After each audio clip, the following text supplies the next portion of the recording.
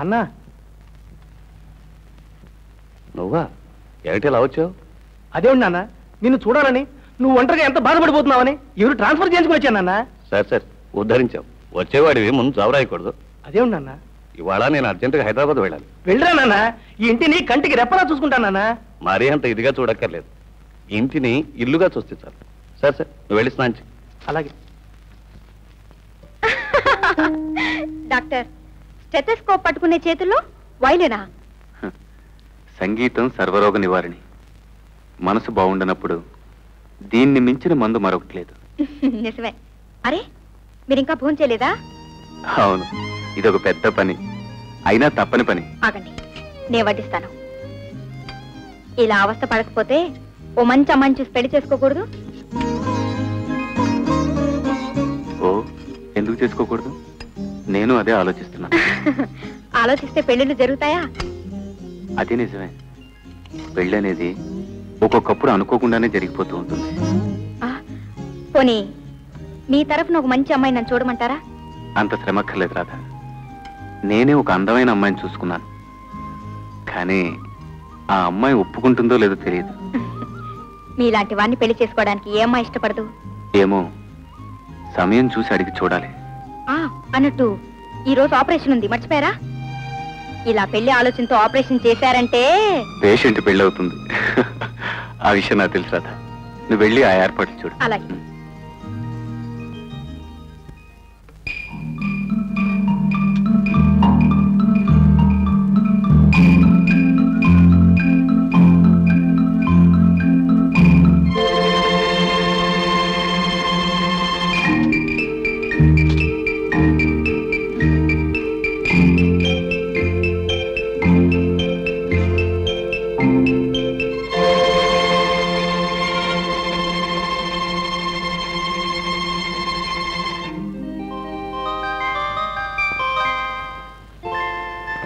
కాన్వెంట్కి late అయిపోయింది కదా. Sorry Radha, నా కార్లో వెళ్తారా?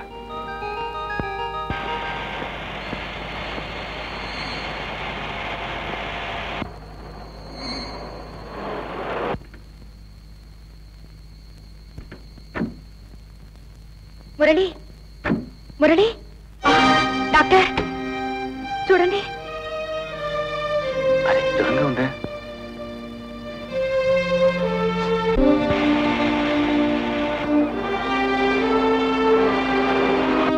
అదేదో సినిమా వచ్చిందట, ఐ లవ్ యూ ఏదో, దానికి వెళదామా? వెళ్దాం పిన్ని.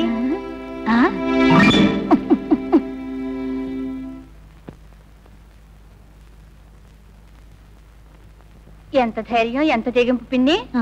ఇప్పుడు ఇంటికే తీసుకొచ్చేసింది. అదేనమ్మా, పిదపకాలం పిదప బుద్ధులును.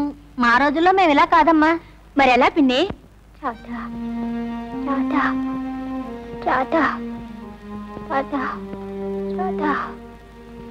విచిత్రంగా ఉంది రాధా. ఎవరైనా బాధపడుతున్నప్పుడు అమ్మ అంటారు, ఇతను రాధా అంటాడేమిటి? బాధలో కూడా అమ్మను మరిపించే బాంధవ్యాన్ని మురళి నా మీద పెంచుకున్నాడు డాక్టర్. నేను చేసుకున్న అదృష్టం అదేనేమో. బాధపడదు రాధా, మురళికి వచ్చిన ప్రమాదం ఏమీ లేదు. నాకేదో భయంగా ఉంది డాక్టర్. ఏం భయం లేదు, నేనున్నానుగా. అంతగా తగ్గకపోతే నరసింహమ్మ తీసుకెళ్తాం.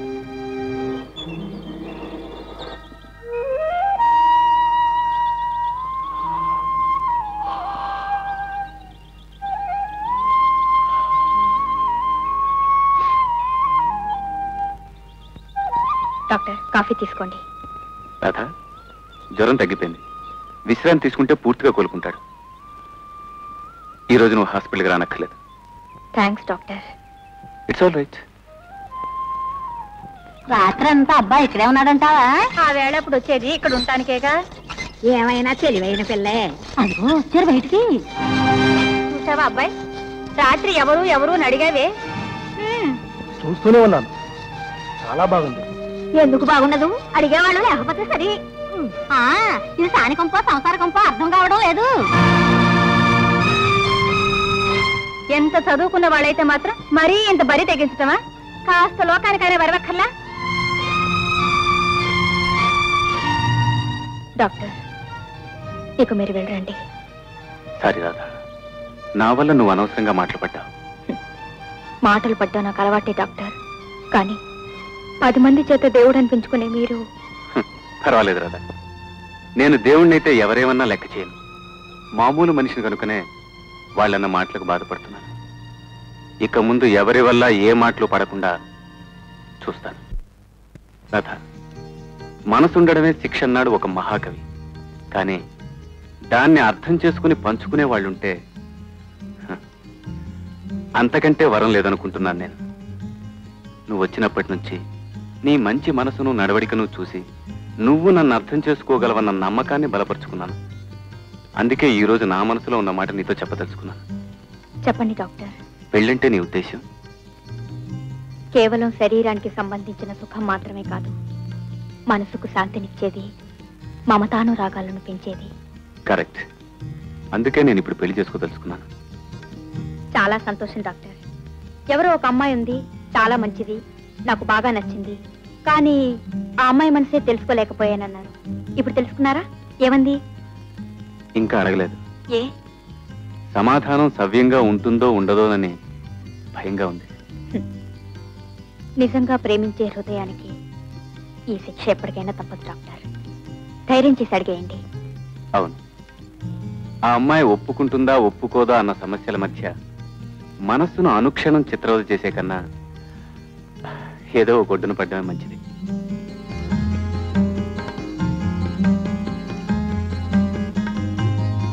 ఆ అమ్మాయి నువ్వే అయితే నీ సమాధానం?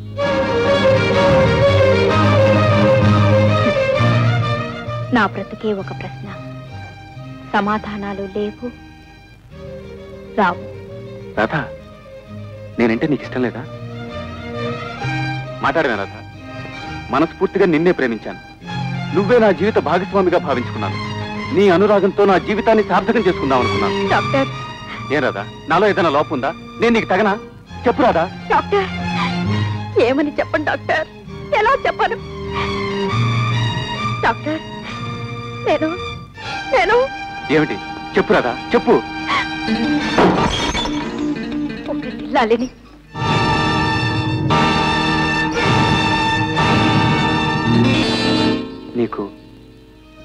నీకు పెళ్ళైందా రాధా?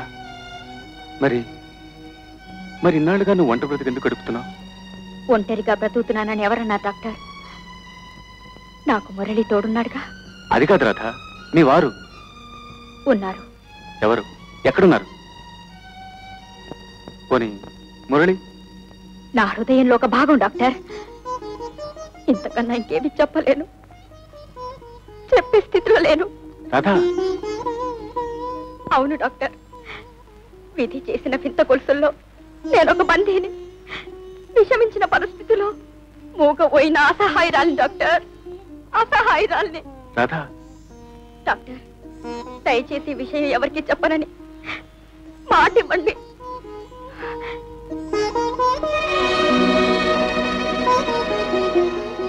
అలాగే Radha. Thank you doctor, thank you. Radha, నువ్వు నాకు మాట ఇవ్వాలి. చెప్పండి. ఇలా అడిగానన్న బాధతో హాస్పిటల్ మాత్రం వదిలిపెట్టి వెళ్ళాను. డాక్టర్, నేనున్నది పడగ నీడన కాదు, గొడుగు నీడనన్న నమ్మకం నాకుంది. నేను వెళ్ళను డాక్టర్, నేను వెళ్ళను. Thank you very much.